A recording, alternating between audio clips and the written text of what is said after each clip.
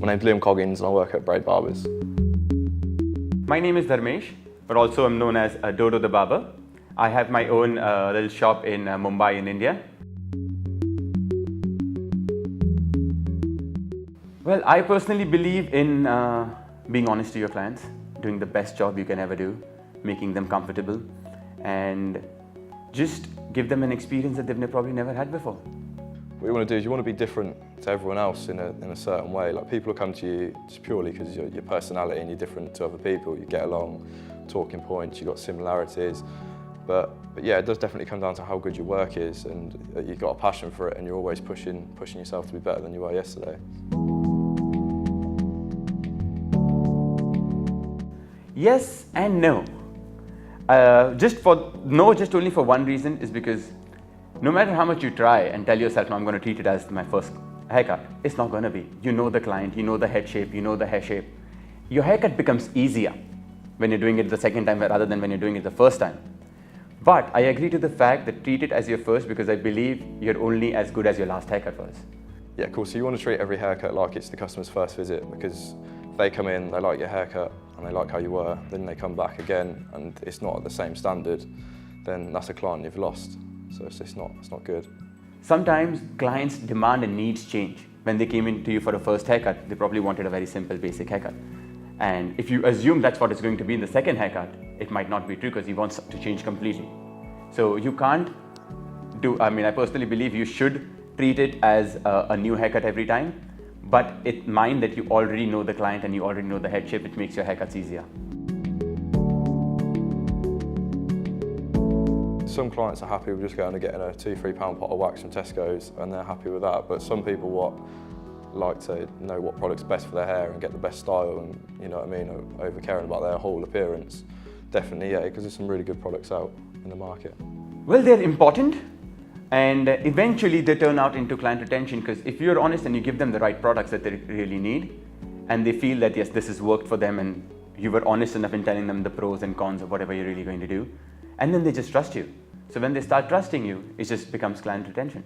We've just released our own sort of brand of products at the minute, a Brazier brand, and yeah, they seem to be going down well. It definitely helps when you're selling your own sort of shop's products, definitely. Yeah, I agree with that in a certain way. You don't want to over-pressure them to book back in, especially if they're just sort of first or second time clients. You don't want to pressure them into getting back in with an appointment, because it normally has extra charges on it, appointments and stuff like that. So you don't want to scare them away and think that you're pressuring them into it. But yeah, I do agree, you should try and get a returning custom coming pretty quick. Looking at the point of where you want to book it beforehand to retain clients, I sometimes feel it's not the best idea to push a client. You give them the haircut, you give them the time, let them build the confidence, let them get a few compliments outside from their friends, and then feel like they need the haircut. Because sometimes when you say, oh, you like the haircut, you want to book your next one, it's pressure. Even if I don't want to, I don't want to say no, because I don't want to offend the person opposite me.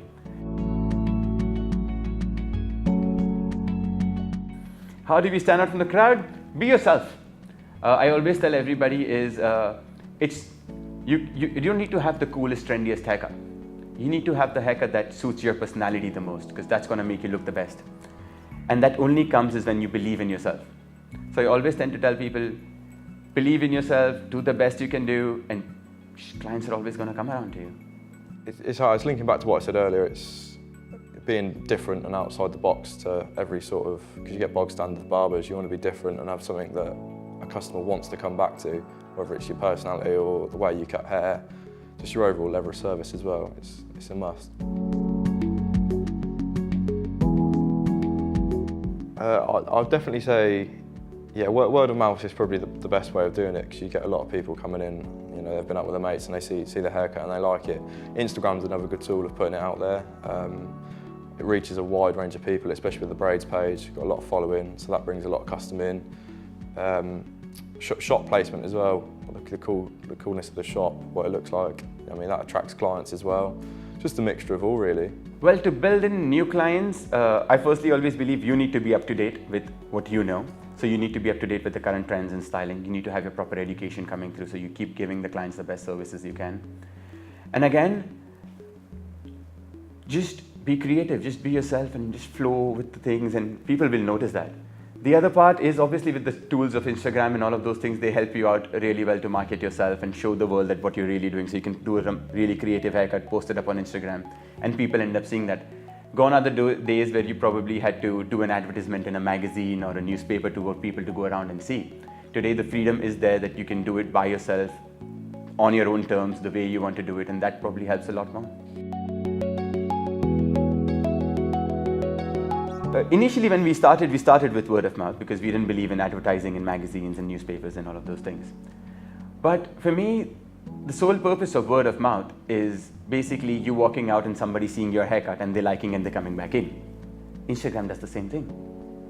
I mean, I think it's the same thing. It's word of mouth on Instagram and word of mouth. Like me going and telling him to get a haircut, he's seeing it on my Instagram page and coming for a haircut. It's the same thing.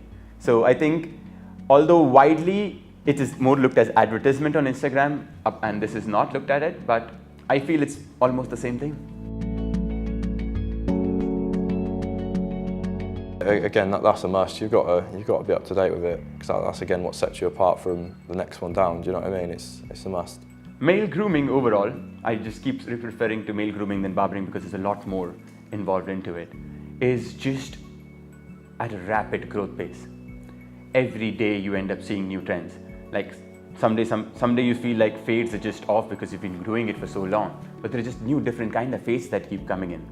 So educating yourself is so important in today's day because you don't want to be lagging behind. You don't want to be another salon right across your street who figures out a new haircut and how to do it and starts doing it and selling it better than you do. So education is very important in building your client base and being able to give the best you possibly can and being able to stay in the market and fight out for your right. It can come down to a number of things. It can come down to the shop, the placement, the service that you're providing. If you're not putting the client first, you're treating yourself. Do you know what I mean? Just overbooking stuff, going on lunches, taking time off when you've got clients booked in, not letting them know. Just your overall level of service as a professional in the industry. Because you'll lose them quicker than you can gain them. I personally feel that one thing that people don't do right is are not honest to their clients. You try to sell too much off in the first go. You try to make them feel you're too cool, or you just try to make them feel you're the best. And that sometimes doesn't work. It sounds like hard selling in a way, and you don't end up giving your best work.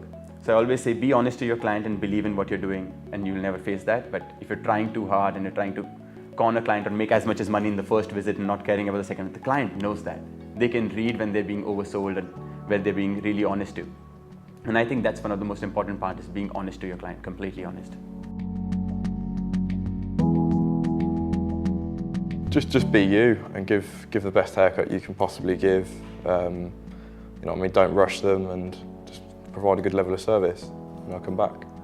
Well, everything boils down again to the fact of you do your best. You be honest to the client, because eventually everybody loves honesty. Yes, initially it starts about, oh, you look so beautiful, your hair is amazing and blah, blah, blah, blah. We start off talking with that to make the client feel good about themselves. But to a point, you know, and the client knows when you're faking it and when you're really being genuine. And for me, it's always about being honest and true. If there is a point where I can't give you a haircut that you really require and you really need, and the technical reasons I can't give it that to you, I will explain that to you and just not try to give it and push other haircut because you wanted that haircut. Or sometimes the haircut might not look good onto you, but it's the coolest trend possible to do. I would probably sit down and tell you, listen, this is not your lifestyle, this is not what you would probably want to do, this is something that won't sit with your haircut or your face shape and so on and so forth. So eventually it's just being honest and just doing your job and loving what you do the most.